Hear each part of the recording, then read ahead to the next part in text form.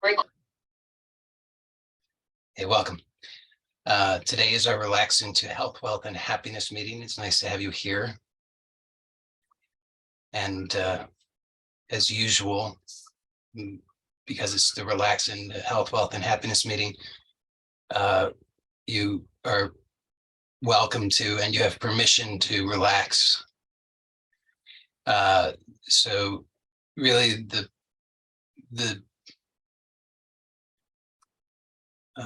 what that name is pointing to is an invitation that you can accept anytime. And we'll go into a little bit more detail today about how that can be useful to you. But it can be useful to you. It can be really supremely useful to you. So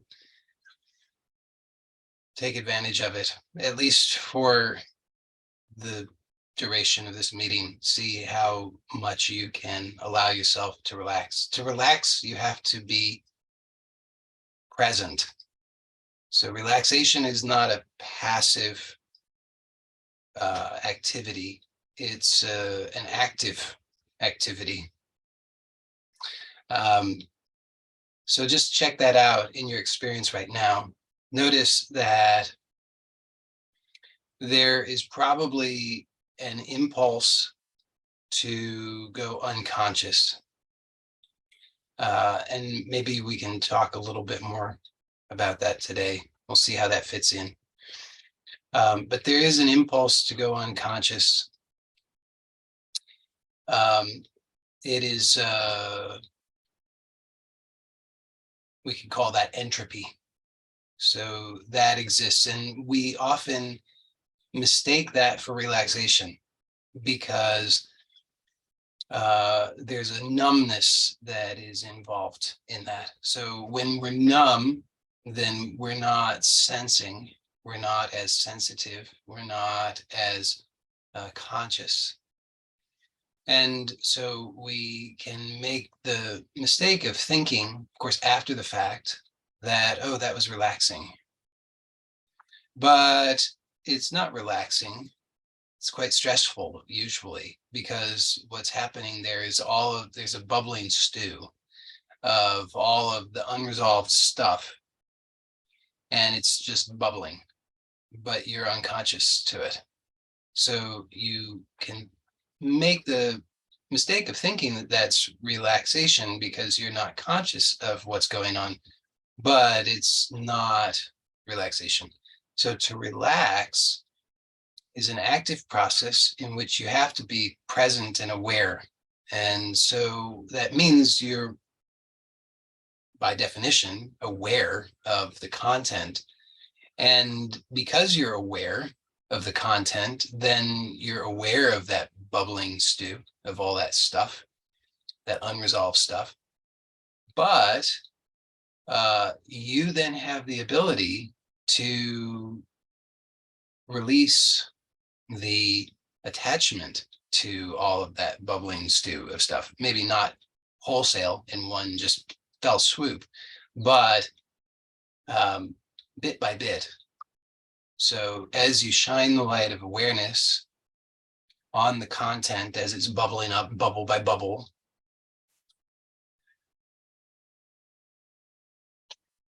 I'm laughing just because that reminded me of is that Othello? The three witches at the beginning, boil, toil, and trouble. Is that how that goes? Anyway, there's this. You're aware of them as they bubble up one thing at a time. You can just notice that right now. There's one thing at a time that you can shine the light of awareness on. So one thought, one sensation, one impulse, one phenomenon that is occurring. And it may be clearly defined for you, it may not be clearly defined, but you have this capacity to be aware. So the awareness doesn't depend upon your ability to label it. So don't even worry about whether you can label it. There is maybe a power in labeling, but we don't need to be concerned about that because the power of awareness is greater than the power of labeling. So you can just be aware And then you can notice that there is this other thing that goes along. There's a clinging, grasping that also can accompany it. And normally they seem to just be tightly coupled so that we don't even know that we can differentiate between the arising phenomenon and the grasping thing that happens. But through awareness, you can notice that you can be aware of that grasping tendency, and you can actually relax that. So that's the relaxation, is to relax the grasping tendency. So that when I say grasping, I'm talking about grasping in any sense. So any efforting, any attempt to control or manipulate the situation to your advantage. I mean, I suppose to your disadvantage as well, but usually we think we're working to our own advantage. So you can just notice if there's any tendency to want to do something to try and protect yourself or get something or figure something out or whatever, and you can just notice that that is what you can relax. So you may still be, and in fact, you will still be aware of all of the phenomena. So that doesn't have to go away, and probably it shouldn't go away. If it does go away, don't be concerned about it. That's fine. But don't try and make it go away. Don't be concerned if it's there, because it's, as I'm pointing out, it's a good thing if it's there and you're aware of it. You want to be aware. And so the invitation and the opportunity is to start to understand relaxation as an active process that doesn't necessarily feel the way that you think relaxation has to feel. Because the way that you think relaxation has to feel, which is what has been advertised to you, is, you're floating on cloud nine, you can't feel anything, you're so numb. But that's not actually relaxation. That's, as I've been pointing out, that's something different. That's numbness. And you can be numb forever, and you will not be in a better position. In fact, you'll be in a worse position, because you'll have just accumulated more stuff, more things to add to that bubbling stew, but you won't have actually resolved any of the things. So it's just accumulating more stuff. So we want to actually use awareness, take advantage of awareness for our authentic benefit, not for the benefit that we have imagined or thought of, that we thought was to our benefit, which actually was not to our benefit, but to our true benefit, which is to release the bubbling stew, bubble by bubble. So just use that power of awareness. Just be aware and notice, oh, there's some content and there's grasping, and just relax the grasping. So the content may still be there. The content will linger however long it will linger, maybe for a half a second, maybe for 10 seconds, maybe for an hour, who knows? But whatever, you just try it out. See, if you really do that sincerely, then that's all you need. That gives you everything. Anything else is icing on top. So with all that said, that's just the preliminaries. And so our topic for today is the extraordinary and perhaps surprising power of focus. So we will be looking at that in a bit of detail. And prior to that, I just want to briefly mention, I have a few announcements. The first announcement is that, as I mentioned a couple of weeks ago, I have a vision in which I would like to transcribe, edit, and publish these meetings. I had to think about if that made sense grammatically. I think it makes sense. So that's what I would like to do. And I have the transcription part is can be somewhat automated at this point. So I have I am using a service that will generate the transcriptions. They're pretty good quality, but they need to be edited. And so I'm hoping would like to have support with that. In other words, it's clear to me that that's not a good use of my time and energy to do that. And so I would like to find somebody who would like to do that.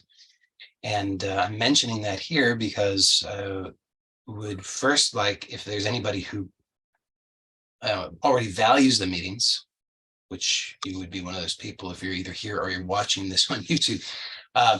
So you already value the meetings. So if you also would like to edit the transcriptions into something that is easily readable, that's coherent, then please let me know. And we can work out what the exact details of how that would work. But I'm looking for somebody who would be interested in doing that on an ongoing basis. So weekly, there's at least this Monday meeting, and perhaps I'd like to also transcribe some of the other private meetings. And so it's an ongoing project, and I can offer some sort of compensation that we could work out. So let me know. You can contact me by whatever means. Email would probably be the best, joeylott@gmail.com, if you're interested. And so that's that one announcement. The other announcement is not for people who are live, because you're already here live, so you don't need to know this, but for anybody who's watching this on YouTube who would like to participate live, which gives you the benefit of attending live and also being able to participate in the Q&As, which follow the first part of the meeting. Then you can also you can do that, and the way to do that would be to sign up for my my email service, and that is you can go to my website, joeylott.com/news, NEWS, which as I'm speaking is not quite all the way set up right, but it will be by the time I publish it on YouTube. So when you sign up there, what should happen by that time is that you'll get an automated response that will give you the details about how you can participate in these live. So those are the announcements. Okay, so now let's take a look at this topic of the extraordinary, how did I describe the extraordinary and perhaps surprising power of focus? And so this is something that has enormous power and benefit in your life when you understand it. If you don't understand it, then this is going to lead to enormous frustration. And so if you experience frustration, then you definitely need to know about the power of focus. And so focus is one of those things that probably a lot of people sort of vaguely know about how it can be useful, but most people don't really understand how very powerful and important it is, and how lacking they are in focus. And furthermore, they don't know what they could do to improve their focus, because it's one thing to realize that focus would be useful. It's another thing to realize that you don't have the focus. And then it's another thing entirely to actually know that you can do, there are things that you can do practically that will increase your power of focus, that will give you all of the benefits. So we'll start by taking a look at what are the powers of focus. So focus is something that across the board, for whatever domain of your life, whatever level of your experience you want improvements, focus is necessary. And so let's take a look at how that could be. When I say every level or aspect of your experience, what I'm talking about is whether you have whether your ambitions in life are, or your desires in life have to do with worldly success or spiritual success or any kind of success in anything that you want, focus is essential. So let's take a look at why that is. You don't necessarily need to know why that is, but I want to talk briefly about why it is, first of all, so that I can look very smart. That's not so important. But secondly, so that you can be persuaded to see how important it really is and why this would apply to every domain of your life, anything that you want in any area of your life whatsoever. So in life, we can observe that there are what we call natural laws. So there's an order and structure to our experience, to reality. And you can know that that's true because you have the ability to recognize. So recognition is an indication or proof of order versus chaos. If it was chaos, there'd be no ability to recognize because there would be no correlation between anything, no correspondence, there would be no anything, it would just be chaos. But there's order, and we know that there's order because we can say, look, here I am. The ability to recognize yourself, the ability to recognize that you exist somehow. This is proof of order. And so there is a structure to the order. There are rules. We can say that we can recognize there's up and there's down and there's left and there's right, and there's here and there's there, there's self and there's other. And maybe we could say at a certain level, these kinds of distinctions become somewhat arbitrary, fuzzy, but in every other area of our life, in every manifest area of our life, these laws apply. And so if we're unaware of those laws, then we're really going to have trouble. You know, if you think about, if you don't understand gravity, for example, gravity is another way of saying up and down. If you can't understand that, you're really not going to function very well. I mean, think about it. If you just really could not understand that at all, you would not be able to function hardly at all. And so having an understanding of these basic laws is quite useful to us. And so there are too many of them to try to talk about in one meeting, but one of them that I'd like to take a look at today, because it's relevant to our topic at hand, is that there's a nature to all phenomena. And so this would be people, events, things, ideas, anything that we can label, anything that has any kind of sense of discreteness to it. We can say certain things about it. And one of the things that we could say about it is that it has, we could say, 3 phases.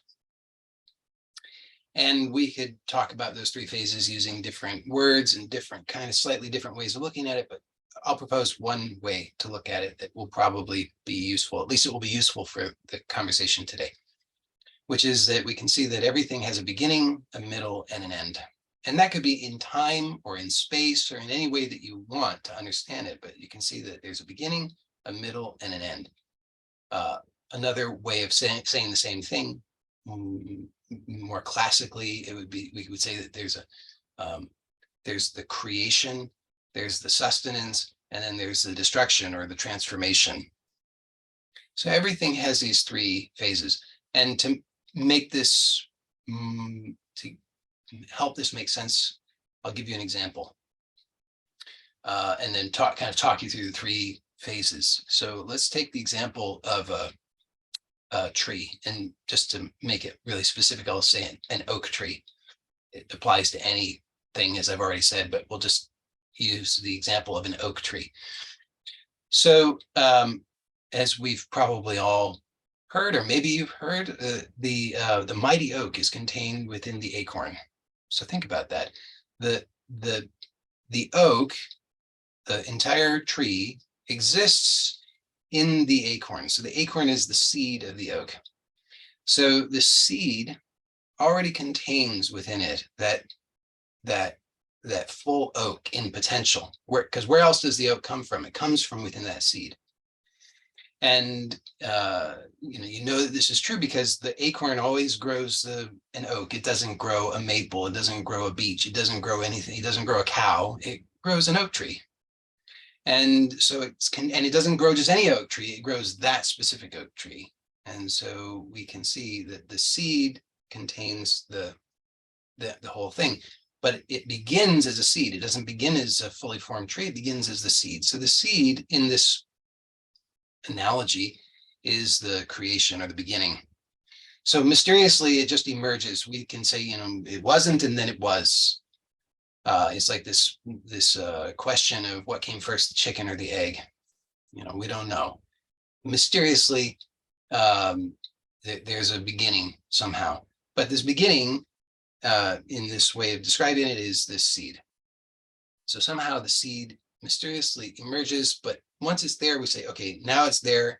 And the totality of the whole thing exists in it, but it's in potential, not in its fully manifest form. So then that leads to the second stage. So the second stage is that there's a maturation phase or a creation or a sustenance phase. So this is the point that follows the emergence of the seed, which is to say now the seed, or let's say that once the seed begins to germinate. So it's dormant, it's only in potential, and then it begins to germinate. And so this is the point at which we can say, okay, now it has entered into the second phase.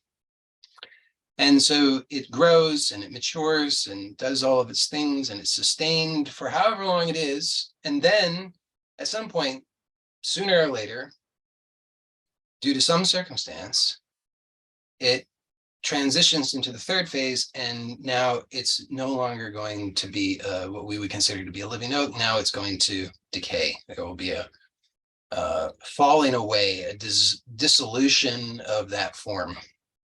So these are the three basic phases, and you can see that these apply to anything. So a tree, a person, an idea, a country, anything. It follows these basic pattern. And the reason that I'm pointing this out today is because this has it sets the stage for understanding focus. So how this matters to you, because all this only really matters if it matters to you, and it does matter to you, is that because maybe you don't particularly care about the oak tree. I mean, it's nice and all, but maybe you just don't really care about the oak tree. But you do care about something, and whatever you care about, this basic pattern applies to it. That's why I'm talking about it. So you can see whatever you care about in your life, and maybe you care about many things, that there's a beginning, a seed to it, and then there's some phase in which of creation, or I should say manifestation of it, the emergence of the growth, the maturation, and then maybe there's some stage in which there's a dissolution. So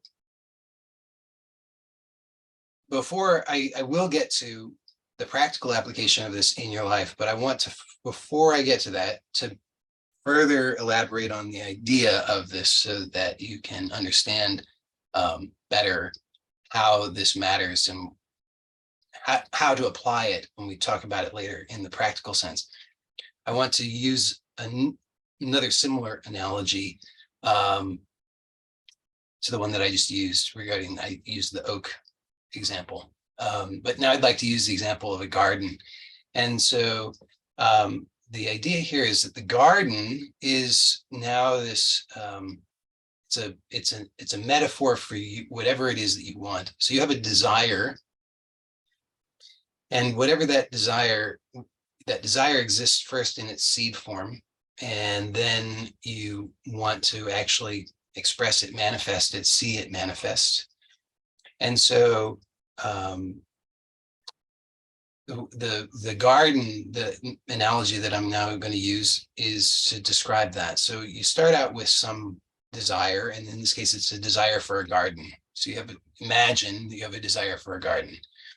Maybe you don't have a desire for a garden, but just go with me on this. Understand this is a metaphor that will be useful. So you have a desire for a garden, and you want to actually see that manifest. So it exists for you in seed form and potential. There's some idea there. There's some inner vision of the garden. It may not be particularly well fleshed out, but there's something there within that seed within you that contains the whole of it that just has to then be fleshed out. But you'll notice that there's some sense within you, if you have a vision of a garden, of what that garden is. Is it a flower garden? Is it a vegetable garden? What sort of garden is it? And so there's, or a rock garden, I suppose, whatever kind of garden you want. You have some kind of sense of it, and that gives the initial direction to it, so that then it starts to stimulate the actions that will begin to manifest that. So if let's say you have a vision for let's say it's not a rock garden, it's a garden that involves plants. This will make it easier for me to talk about it. So you now have this vision and you say, okay, I'm going to do it. I'm going to follow through on this, because you have a sense that to actually express that will result in a satisfaction, and you want that satisfaction because this desire is sort of it's sort of an irritation, and you want to, it's like the itch that you want to scratch. And so you want to have that experience, you want to express it, you want to manifest it so that you can experience, or at least you believe you'll experience that satisfaction. So you'd say, okay, I'm going to follow through on it. And you start to plan out your garden, and you make a list of all of the seeds that you're going to want, and you start to, you stand out there in the place that you want to have the garden, and you just look at it and you kind of plan it in your mind. Well, this is going to go there, and that's going to go there, and this is what I have to do. And you start to actually dig in the soil, and you prepare the whole thing. And you get this, the seeds come, you get the seeds, so you've ordered the seeds and they arrive. And I prepared everything, the soil, and you plant the seeds, and so far so good. But then what happens, well, what could happen is something comes along. Let's say the circus comes to town. And you say, oh, I'm going to go to the circus. You see the flyers up, I'm going to go to the circus. And you go to the circus one day and you say, wow, that was fantastic. I'm going to go tomorrow. And you go again tomorrow. And you say, well, I got to go again the next day. You just keep, for a month, you go every day to the circus. Then finally the circus leaves. And you kind of come out of your crazy stupor and you realize, oh no, I forgot about my garden. And you go and you look at it and it's just a mess, because most of the seeds didn't germinate because you didn't really water them or care for them. And what few that did germinate instead are overgrown by weeds, and so they're never going to make it now. Oh, okay. You say, well, that's really too bad. But it's too late. This season, it's I can't start again this season. It's too late. I got to wait until next year. But the idea, the desire is still there. I really want to have this garden. It's too bad that I messed it up this year, but I'm going to do it next year. Next year comes around, you start over again. Well, the next year, you get to a certain point in this and you say, yeah, boy, this is going to be a great garden. And then halfway through the whole project, you say, I really want to run a marathon. That's just, God, that would be great to run a marathon. I'm going to start training for a marathon. And, next thing you're overtaken by this whole craze of the marathon. Every day you're just training for a marathon. You forget about the garden, same problem happens. So, next year, same kind of thing. Every year there's some distraction. And in reality, I understand the circus is not a big distraction. The marathon is not a big distraction. These are just sort of silly examples to make the point, but there's a distraction that comes along. And I'll talk about momentarily about what are some examples of some more realistic kinds of distractions that occur. But whatever the distraction, if we are distracted, then we lose the focus. And so what happens is that the second stage of the thing, of the manifestation of the desire, is cut short. So in the seed, there's a vision already there of the totality, of the completion of this thing, of the fulfillment of it. And that has to actually manifest through time, through activity. And so there's a process there. This is occurring. It's not something that just, pops into existence fully formed. It happens over time. And if we continue to remain focused on it, then we're continuing to feed and nourish that so that it continues to flourish. Just as if we continue to stay with the garden, then we're weeding, we're watering, we're making sure that everything is, we see the deer coming and eating the things, we put the fence around it, we do all the things, we're engaged and alive in the process, so that there's a feedback loop that we're engaged in that allows for this thing to continue to grow. But again, if we lose focus for whatever reason, then we're no longer engaged in that feedback loop. And what happens is, because we're not feeding into it, it starts to wither. And there's a certain point at which it crosses a threshold, because there's not enough energy in it anymore. There's not enough of whatever it is that's required. And it switches over mysteriously into this third phase, where now it's the garbage collection. I got to sort of decompose and take it all apart into its constituent parts, because the creation or and the sustenance phases are the sort of where we're assembling everything, taking all of the constituent elements and we're bringing them together to form this thing. But once it's lost that momentum, it no longer has enough energy in a positive way, then it switches over into this phase where it's going to start to be taken apart. So that's just, hopefully you can see that makes sense. That is sort of what happens. And so that's true of a garden, is true of everything in our lives. So you could see how that would be true of hopefully anything that you want, any desire that you have, whether it's health or relationship or finance or whatever it may be, that you have some kind of inner vision. There's a seed there. The desire exists and you want to actualize it. You want to manifest it because you believe on some level that manifesting it is going to result in a satisfaction, and you want that satisfaction. So in order to have that, in order to complete that process, you need to have sustained focus on the desire and on the process of the maturation sustenance phase in order to actually arrive at that sense of satisfaction or that sense of completeness. Otherwise, it's like it gets cut short before it actually matures.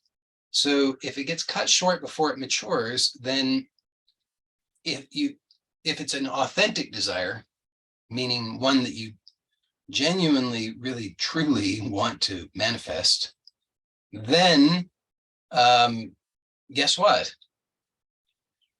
You're going to have to go back to square one, because you actually want it. So you put the energy into it, but then you didn't sustain it adequately. So now you lost the focus and went kaput. So what you got? Not a lot. You got to start over at square one. Start over at square one. And then again, you lose the focus, and then it peters out. And then you say, oh, but I really want it. Start over again. So remember I said enormous amount of frustration, because there's huge amounts of inefficiency in this. So you have think about, if you want to be able to arrive at satisfaction with something, completion with something, then it's terribly inefficient to invest a bunch into it only to then withdraw that and have it lost, and then start the process over again and then lose it again, and then start the process over again and then lose it again. Versus if you just stay with it until you get to the point of completion, then that's much more efficient. So you don't have the frustration that you would have otherwise. So hopefully you can see that this is beneficial to have this understanding. Then perhaps you can also see that you, at least in certain areas of your life, maybe most areas of your life, you lack the focus. And how do you know that you lack the focus? Well, maybe because you experience frustration, or maybe because you can see that what I've just described is what's happening in your life, that you've got a bunch of desires, but you haven't actually fulfilled the desires. Now, let's just take a step back momentarily, because there's sort of what do they say, a 900-pound gorilla in the room, something like that needs to be addressed, at least from my perspective, which is that there are some philosophies that suggest that they look at this situation and their analysis is, well, desire is clearly a problem. It's all about the whole problem is the attachment. If you didn't have the desire, you didn't have the attachment, then you wouldn't have this problem at all. True. And so maybe you can see that. Maybe it's just worth taking a moment just to reflect on that. Just notice that if you didn't have attachment to the desire, if you didn't have attachment to the outcome, if you could just let it go, if you didn't have that, if you didn't indulge the compulsion to scratch the itch, then eventually it would go away. And so then you wouldn't have this problem. So there is, maybe in some sense, we could look at it in a kind of negative light, and we could say, oh, well, all desire is really just an addiction. So we need to cure ourselves of the addiction. And how are we going to do that? Well, abstinence. So, okay, that's fine. And it's valid to a certain extent. But the problem is this. You probably aren't doing that. And the truth is, you're probably not going to do that. At least not right now, at least not anytime really soon. Because why? Because you've got the attachments. You've got all the call it addiction if you want. You've got the addiction. So, it's like, it's so easy to pass judgment and then just leave it at that. But maybe more challenging, but more valuable to question whether the judgment is correct in the first place, and whether maybe there might be a different, perhaps better way of seeing the whole thing, at least a more a way of with greater practical value. Because it kind of just leaves people high and dry just to say, well, look, your whole problem is attachment. And, if you would just, shave your head and wear a saffron robe and get a begging bowl, then everything would be fine. So why don't you do that? But you're not going to do that. So maybe let's just, hopefully everybody can accept that I'm not going to indulge that, and we're just going to move on to what I think is a better way, more realistic way, better way. I think better way. Okay, so I question how we would know that that's all true. I mean, yes, it seems it has a certain kind of seductive logic to it. Yeah, it kind of makes sense. If I didn't have the attachment, if I didn't have the desire at all, much less the attachment. But even if I have the desire but I don't have the attachment, then I guess maybe I wouldn't have a problem. But then I also wonder, then if we assume that that's true, then it's like, well, then life was just a big mistake. If you think about it, like life is, what is life other than a manifestation of desire? So is life just a big mistake? Who's going to make that judgment? And who can know that that's true? So rather than assuming that that's true, which leads to a lot of unpleasantness and not a lot that we can do about it other than just aspire to saffron robes and shaved heads, which we're not going to do. There's an alternative, maybe many alternatives, but I'll propose one alternative, which is this, that we can see that we can play the game. So if we can look at life as a kind of game,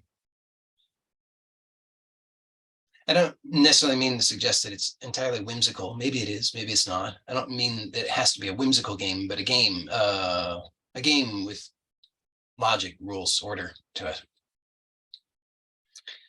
Then we can look at it and we can just see, okay, let's approach it intelligently. Let's see if we can understand the rules and play it intelligently. So through observation, as I pointed out, we can observe certain natural laws. And if we, so these are kind of like the rules of the game. And we can just start to play according to the rules intelligently. So we can just sort of tell the truth. Is there desire? Yeah, well, it seems to be desire. I seem to have a desire. I want certain things. I want whatever it is you want. And those desires can be what we would consider to be deep desires or superficial desires, worldly desires, spiritual desires. It doesn't matter. They're desires. They all kind of follow the same basic rules. So it's a level playing field in that regard. So you have desire. Now, if you think about this, if you satisfy the desire adequately, maybe that's a way of resolving it.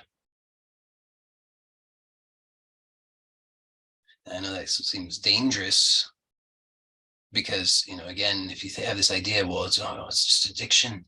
And if I indulge the addiction, trying to satisfy the desire, it will never go away. It will just get worse and worse and worse.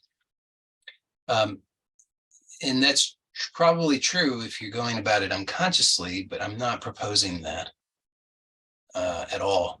So this requires a certain level of maturity. What I'm talking about here, this is not for immature people. If you're looking to excuse immaturity, then this will just be disastrous for you. But then again, anything will be disastrous for you in that case. But if you can approach this with maturity, then maybe you can see the benefit of this. So you have desire, many desires. And so you're suffering from, in one way, you can look and see that you're suffering from a failure to satisfy any of the desires adequately. Why? Because of this lack of focus. You don't have adequate focus. Now, you might think it's many other problems, and on another day, we can look at some of the other complications. Yes, it's not quite this simple. It is this simple, but there's some nuances to it, which we won't go into all the nuances today. But this is, I think, at the high level, this is the most important part to see.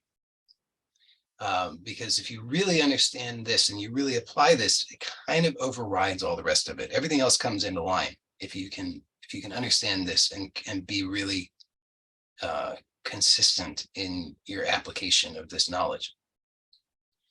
So you're suffering fundamentally from a problem of a lack of focus.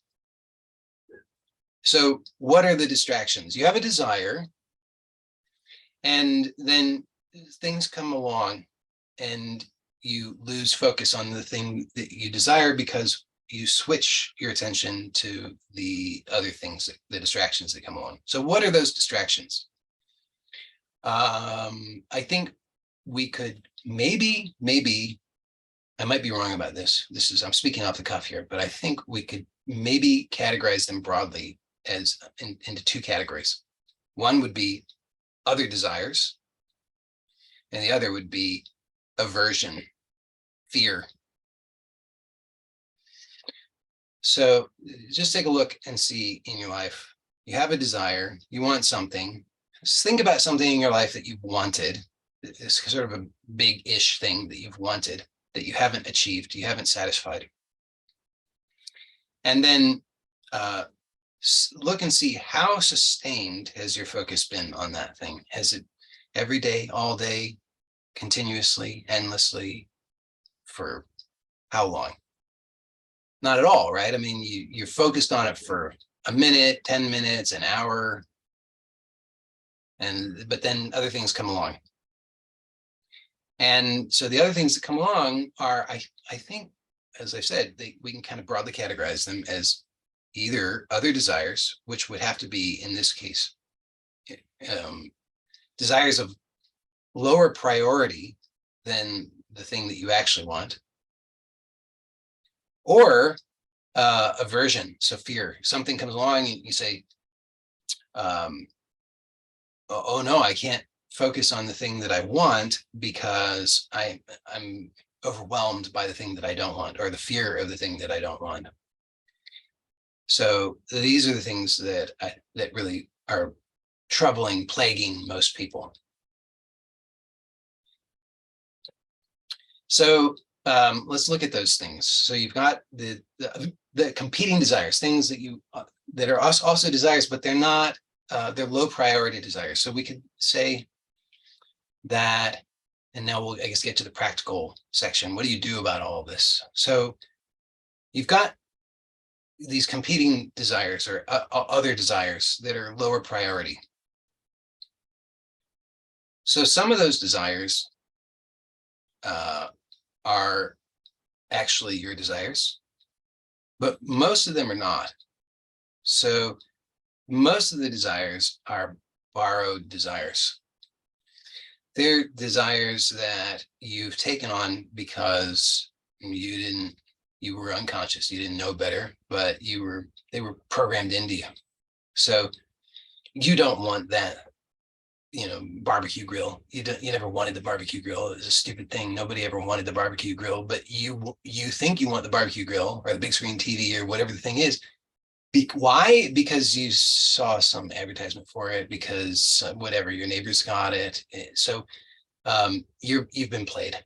It's not your desire. I mean, maybe you actually want the barbecue. I mean, somewhere somebody wants it, I suppose. Maybe nobody wants it, but maybe somebody somewhere wants it. But chances are it's not you. If it is you, then great, go for it. But for most people, it's not actually their desire. It was borrowed.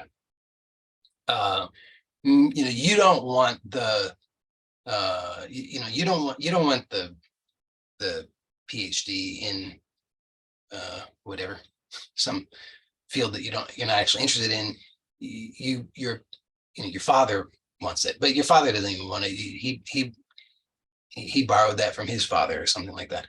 Okay, I mean, maybe you do want the PhD, but I'm just saying many people are pursuing things that they don't actually want. They've borrowed it. They're living somebody else's desire, somebody else's life.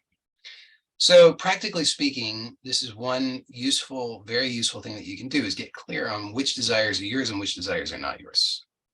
Right away, you can filter out an enormous amount of noise and many distractions if you just can see what's yours and what's not yours, because most of it is not yours. Very little of it is yours. So you could make a list of all your desires and you could categorize them, which are actually yours.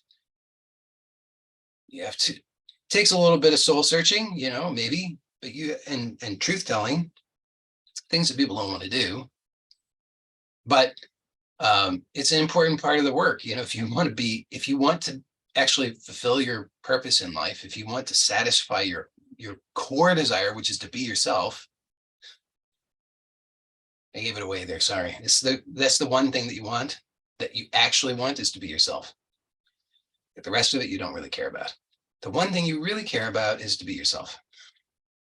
So you owe it to yourself to get clear on who are you. And of course you could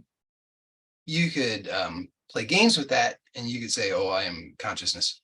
True.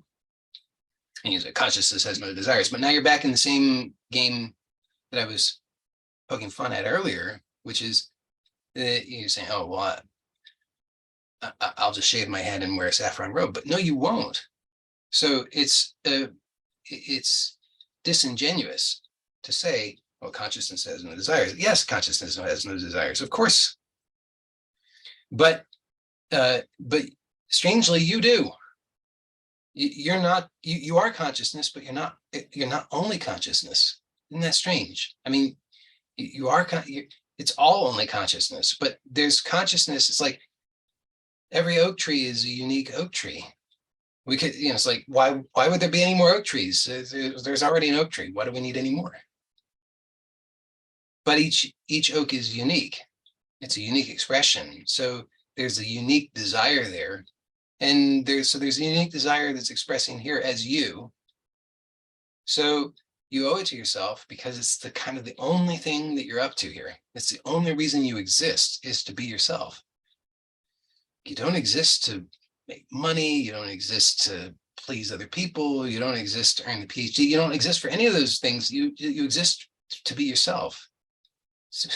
So if you're not doing that, then you're really wasting your time. So practical steps, if you want to be happier, do these things. Make a list of your desires, get clear on which of those are yours and which of them are not. The ones that are not yours, put those, keep both lists.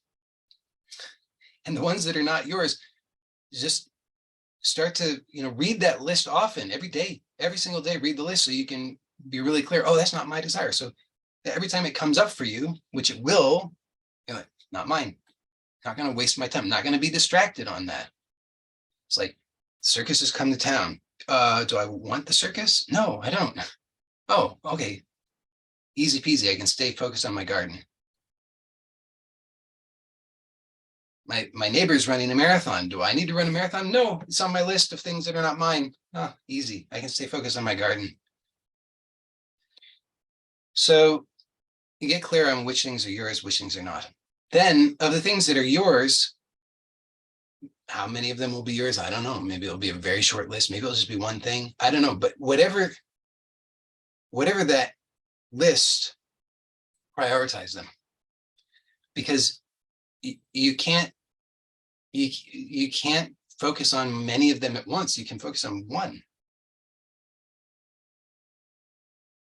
And if you don't focus on one, I'm not saying necessarily all day long, every day, you should only focus on one. Maybe you should. I mean, that would probably be the most efficient. It would give you the most success, but maybe you can have 3 or 4 that you kind of keep these fires going all the time. Maybe you could do that, but not all at the same time. If you're trying to do all at the same time, all of them will fail. You could do one for a little bit, then the next one, then the next one, then the next one, then you got to go back to the first one. Keep them all alive. So you've got to be clear, what are my priorities here?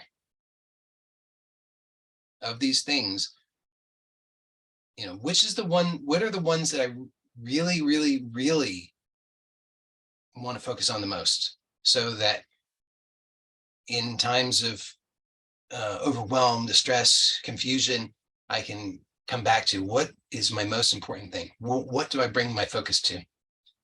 I've gotten confused. I've gotten lost. What am I supposed to be doing? What's that first thing that I got to go to? Focus on that, because that's going to help guarantee that I keep that one thing alive.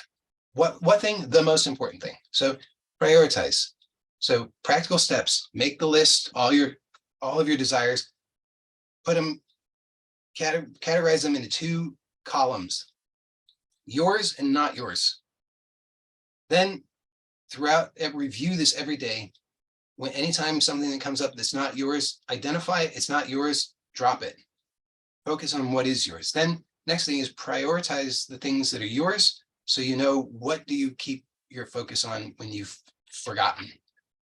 What do you go to? What's your number one go-to thing? Okay, so that's first practical thing. I've got 2 minutes. I'm going to go a little bit over. Try not to go way over, but a little bit over, because next practical thing you can do, let's talk about, I think we can categorize the distractions as competing desires, which I've already covered, and then fears. So think about this. You're going through your day. You got your desire. I mean, doesn't everybody desire?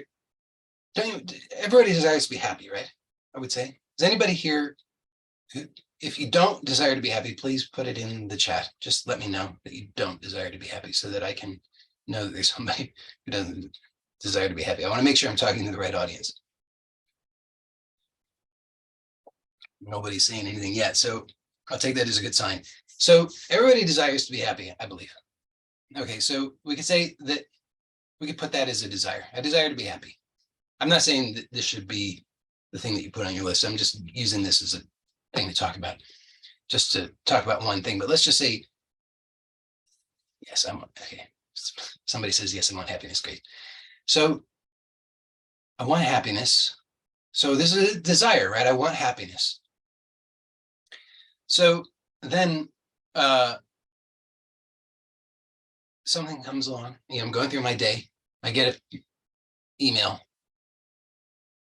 It says, somebody sends me an email that says, I strongly dislike you, and here's all the reasons why you're a bad person.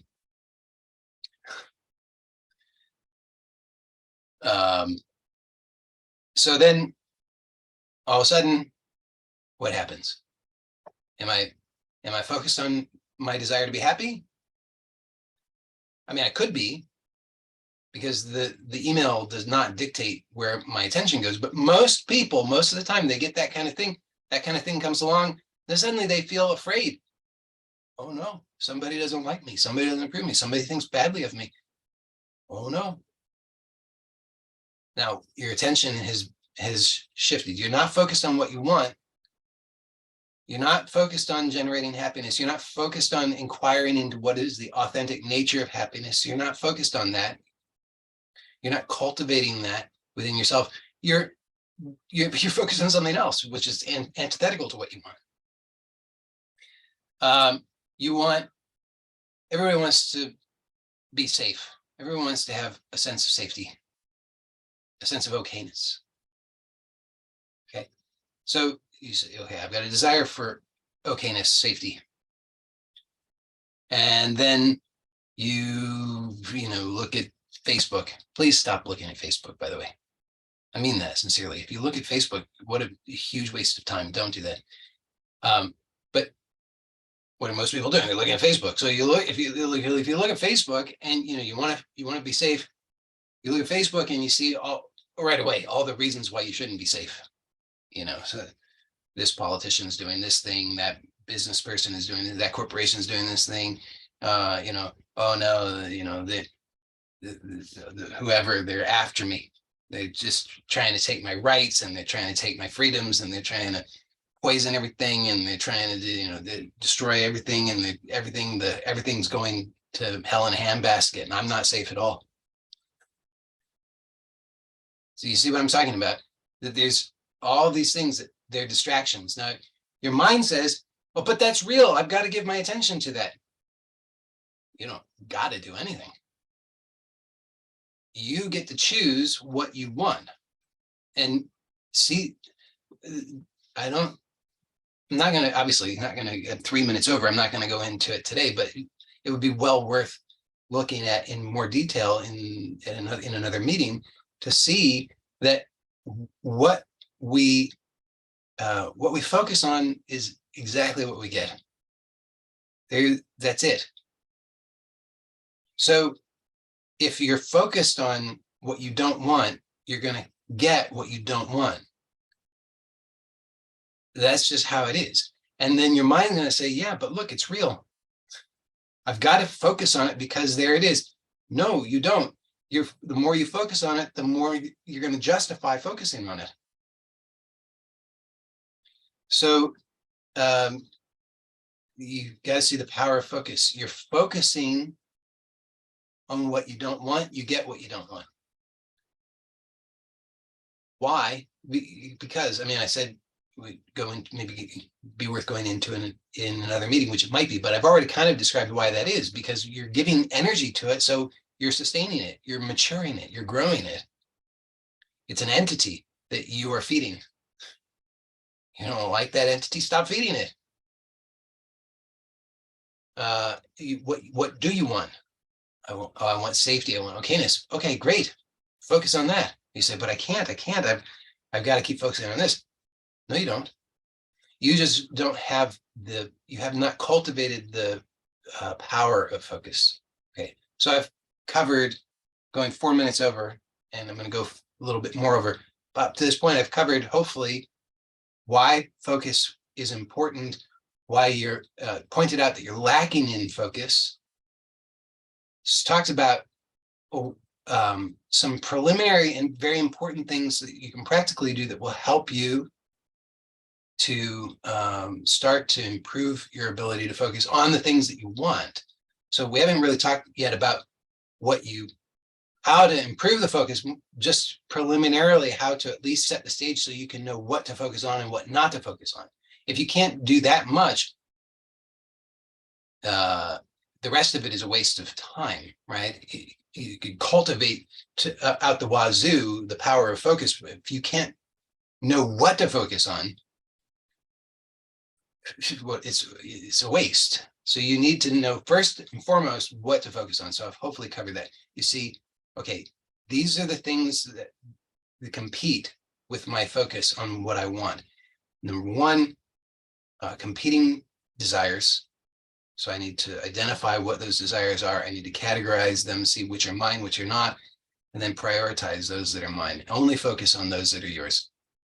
Second category are the fears. So you just start to see all the things that you're afraid of. You have to just be sensitive. Remember, that relaxation is an active process. So throughout the day, always be aware. Don't try to go unconscious. Don't try to numb yourself. Don't make that, don't fall for that wrong idea that says that relaxation is numbness, that you can only be relaxed when you're not feeling. No, that's wrong. You have to see what you want. You want to be yourself. You want to be conscious. You have to be conscious. So that means that you're going to be aware. It means you're going to be feeling. You're going to be sensitive. So you're not numb. So authentic relaxation is completely compatible with feeling all kinds of things, including intensity, including what you would call fear, including all this stuff. Fine. So you're aware of it. Great. Be aware of it, but then choose, what I want is this. I'm going to stay focused on this. This other thing is there. I'm aware of it. I'm not trying to blot it out. It's not, you don't need to waste your energy on that. You're aware of it, but instead of feeding it, you're just like, there it is, but I don't need to care. I don't need to give my energy to that. I'm going to keep giving my energy to what I do want. Okay, so hopefully that much is clear. If not, we'll have plenty of opportunity, maybe in the Q&A, depending on how much more time I take with this. Briefly, though, some more practical things that you can do to improve focus. Because now we've talked about everything up to what you can actually do to improve the focus. Well, obviously, practice makes perfect. So to improve your focus, you need to practice focus. So focus is not specific to anything that you might be focusing on. It's a general skill. So when you develop your ability to focus on anything, you're improving your ability to focus on anything. So I'll give you some specific things that will be helpful in terms of your ability to have focus. So one thing is that so ritual and rhythm in your life, establishing positive habits will be generally supportive of your ability to focus. And so, because if you don't know what you're supposed to be doing, if anything goes, it's a little bit more challenging to focus. But if you know what you're supposed to be focusing on, because you say this time is dedicated to this thing. So you get distracted, you lose your focus. You're like, oh, but wait, I'm supposed to be focusing. What am I supposed to be focusing on? Oh yeah, this thing. That helps. It's practice. You have something that you keep coming back to. During this time, this is what I do. So establishing rhythms and habits in your life will be very helpful. And that can also become sort of like rigid. Don't do that. But in a non-rigid way, like have a time that you get up in the morning. Just get up at that time every day. Oh no, that sounds crazy. Yeah, just get up at that time. It could be a clock time. It could be a nature time. It could be aligned with the sun. It could be aligned with the clock. Whatever. Just choose something. Do it. Then what am I doing at this time? Am I sleeping or am I waking up? Oh, I'm waking up. I'm getting out of bed. Why? Because that's what I do. That's the thing that I do. What do you do right after that? Establish the rhythm. And if you don't do it consciously, it's going to happen anyway. Like if you have a phone, if you have one of those, cell phones, first of all, consider getting rid of it. That would help you. Talk about distractions. Okay, so that would help you tremendously, just to get rid of it. Just, do you need it? Is it important? It would save you money too. Okay, if you're not going to get rid of it, at the very least, please do not keep it next to your bed. Why? Because if you keep it next to your bed, well, first of all, you really don't need to be irradiating yourself like that when you're sleeping. But secondly, then what are you going to do when you get up? First thing you're going to do, you're going to look at your phone. That's not the rhythm that you want. You don't want that habit. So establish good things that actually make sense, that can work for you. Then, what am I doing? So it's conscious. When you wake up, you're not looking at your phone. Because if you just look at your phone mindlessly when you wake up, then you're like, what am I supposed to be doing? You don't know. What am I focusing on? I don't know. So have something that you do. What do you do when you wake up?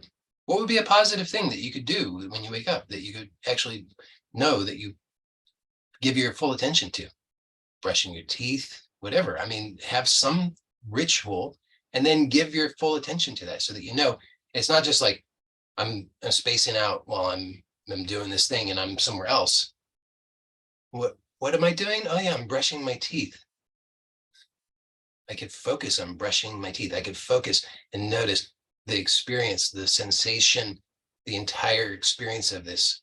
The feeling, the sound. Notice the whole experience. Be present for it. So these are things that you could do.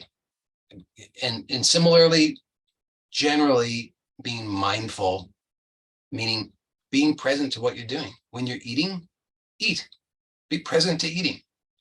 Just actually have the experience of eating. Don't look at your phone. Don't watch the news.